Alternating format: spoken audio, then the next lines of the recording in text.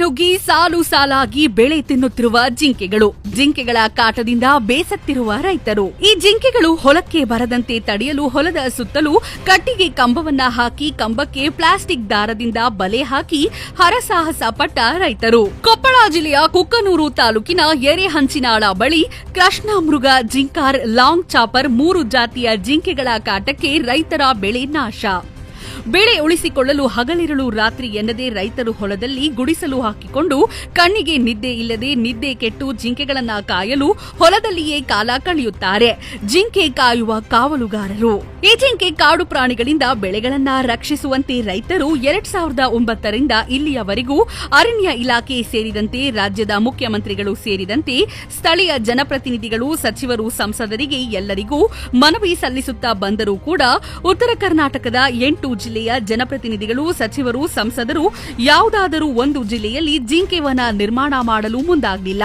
ಬೆಳಗಾವಿ ಅಧಿವೇಶನದಲ್ಲಿ 8 ಜಿಲ್ಲೆಯ ಜನಪ್ರತಿನಿಧಿಗಳು, ಸಚಿವರು, ಸಂಸದರು ಸದನದಲ್ಲಿ ಇದ್ದರೂ ಕೂಡ ಜಿಂಕೆ ನಿರ್ಮಾಣಕ್ಕೆ ಒಬ್ಬರು ಧ್ವನಿ ಎತ್ತಿ ಮಾತನಾಡುತ್ತಿಲ್ಲ. ಇವರಿಗೆ ಜಿಂಕೆ ಕಾಟ ಗೊತ್ತಿದ್ದು ಗೊತ್ತಿಲ್ಲದೆ ಜಾಣ ಕುರುಡರಂತೆ ಕುಳಿತಿರುವ ಇಂತಹ ಜನಪ್ರತಿನಿಧಿಗಳ ಕಾರಣದಿಂದ ಕೊನೆಗೆ ಉತ್ತರ ಕರ್ನಾಟಕದ ರೈತರಿಗೆ ಜಿಂಕೆ ವನ ಭಾಗ್ಯ ಸಿಕ್ಕಿಲ್ಲ ಎಂದು ರೈತರ ಹಕ್ಕು ಕರ್ನಾಟಕ ರಾಜ್ಯ ರೈತ ಸಂಘದ ರಾಜ್ಯ ಉಪಾಧ್ಯಕ್ಷ ಅಂದಪ್ಪ ರುದ್ರಪ್ಪ ಕೊಳ್ಳೂರ್ ಇವರು ಆಗ್ರಹಿಸಿದ್ರು. ಹೌದು, ಈಗಲಾದ್ರೂ ಕಾಲ ಮೆಚ್ಚಿಲ್ಲ. ಬೆಳಗಾವಿ ಅಧಿವೇಶನದಲ್ಲಿ ಮಾತನಾಡದಿದ್ರೆ ಏನಾಯಿತು? ಜಿಲ್ಲೆಯ ರೈತರ ಸಂಕಷ್ಟವನ್ನ ಈಡೇರಿಸಲು ಈ ವೇಳೆಯಲ್ಲಿ ಉತ್ತರ ಕರ್ನಾಟಕದ 8 ಜಿಲ್ಲೆಗಳ ಜನಪ್ರತಿನಿಧಿಗಳು, ಸಚಿವರು, ಸಂಸದರು ಸಭೆ ಮಾಡಿ ಬೆಂಗಳೂರು ವಿಧಾನಸೌಧದಲ್ಲಿ ಚರ್ಚಿಸಿ ಉತ್ತರ ಕರ್ನಾಟಕದಲ್ಲಿ ಎಲ್ಲಾರ ಒಂದು ಕಡೆ ಜಿಂಕೆ ವನ ನಿರ್ಮಾಣ ಮಾಡಲು ಸರ್ಕಾರ ಮುಂದಾಗಬೇಕು ಎಂದು ಗುಡೇನಕಟ್ಟಿ ಗ್ರಾಮದ ರೈತ ಮುಖಂಡರಾದ ಬಸವರಾಜು ಯೋಗಪ್ಪನವರು ಆಗ್ರಹಿಸಿದ್ರು. ಈ ಹಿಂದೆ ಮಾಜಿ ಮುಖ್ಯಮಂತ್ರಿ ಬಿಎಸ್ ಯಡಿಯೂರಪ್ಪನವರು 2010 ರಲ್ಲಿ ಬೆಂಗಳೂರು ಅಧಿವೇಶನದಲ್ಲಿ ಜಿಂಕೆ ವನಕ್ಕಾಗಿ 50 ಲಕ್ಷ ರೂಪಾಯಿ ಅನುದಾನ ಘೋಷಿಸಲಾಗಿತ್ತು.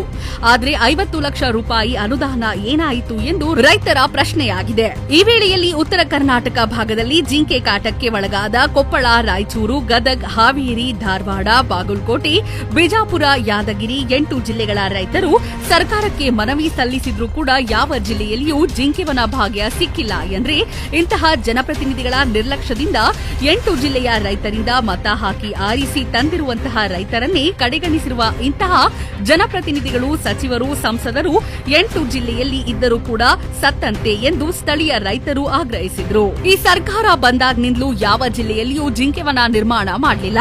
ರೈತರಿಗೆ ಸೂಕ್ತ ಬೆಳೆ ಪರಿಹಾರ ಸಿಕ್ಕಿಲ್ಲ. ಈಗಲಾದರೂ ಕಾಲ ಮಿಂಚಿಲ್ಲ. ತಾಲೂಕಿನ ರೈತರಿಗೆ ಬರ ಪರಿಹಾರ ಕೊಡಬೇಕು, ಸೂಕ್ತ ಬೆಳೆ ಪರಿಹಾರ ಕೊಡಬೇಕು.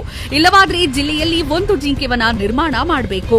ಸರ್ಕಾರ ಯಾವುದೂ ಮಾಡದೇ ಇದ್ದಲ್ಲಿ ಮುಂದಿನ ದಿನಗಳಲ್ಲಿ ಉಗ್ರ ಹೋರಾಟ ಮಾಡುವುದಾಗಿ ರೈತರಾದ ಶರಣಪ್ಪ ತಿಮ್ಮಾಪುರ ಇವರು ಸರ್ಕಾರಕ್ಕೆ ಆಗ್ರಹಿಸಿದ್ರು.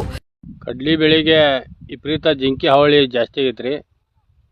ಇದು ಬಂದು ತಿನ್ನೋದು ಕಡಿಮೆ ರೀ. ಅವು ಜಿಗದಾಡಿ ಪಗದಾಡಿ ಲುಕ್ಷನ್ ಮಾಡಿ ಅದ್ರಾಗ ಮನ್ಸಾಚಿ ಅಡ್ಡಾಡಿ ಭಾಳ ಹಾನಿ ಮಾಡತ್ತವು. ಕೊಪ್ಪಳ ಜಿಲ್ಲೆಯಲ್ಲಿ 3 ಜಾತಿ ಜಿಂಕಿ ರೈತರು ಹೊಲದಾಗ ತಾಂಗ್ಲಾಡಿದ್ರು. ಇವತ್ತು ಸರ್ಕಾರ ಜಿಂಕಿ ವನ ಮಾಡ್ಬೇಕಂತ ಯಾರಿಗೂ ಇವತ್ತು ಜನಪ್ರತಿನಿಧಿಗೆ ಬಂದಿಲ್ಲ. ಇವತ್ತು 3 ಜಾತಿ ಜಿಂಕಿಗಳು ಇಲ್ಲಿ ತಾಂಗ್ಲಾಡ್ತಾವು. ಜಿಂಕಾರ, ಕೃಷ್ಣಮೃಗ, ಲಾಂಗ್ ಚಾಪರ್ 3 ಜಿಂಕಿಗಳು ಇವತ್ತು ವಿಪರೀತ ರೈತರನ್ನ ಕಾಡತೈತಿ. ಉತ್ತರ ಕರ್ನಾಟಕದ ಬೆಳಗಾವಿ ಅಧಿವೇಶನದಾಗ 8 ಜಿಲ್ಲೆ ಒಂದು ಜನಪ್ರತಿನಿಧಿ ಇದ್ರು ಅದಕ್ಕೆ ಜನಿ ಎತ್ತಿಲ್ಲ.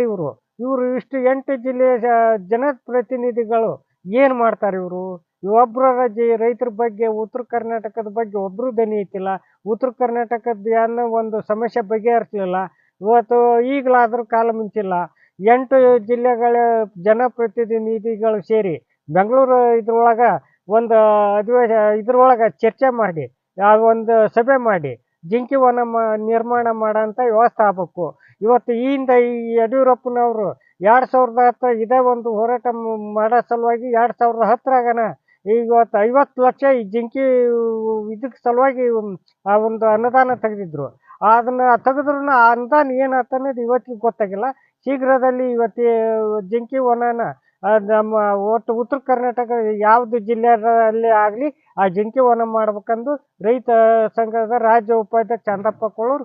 ವರದಿಗಾರರು Lokesh Benakal, Chanakya express news bureau, ಕುಕ್ಕನೂರ್.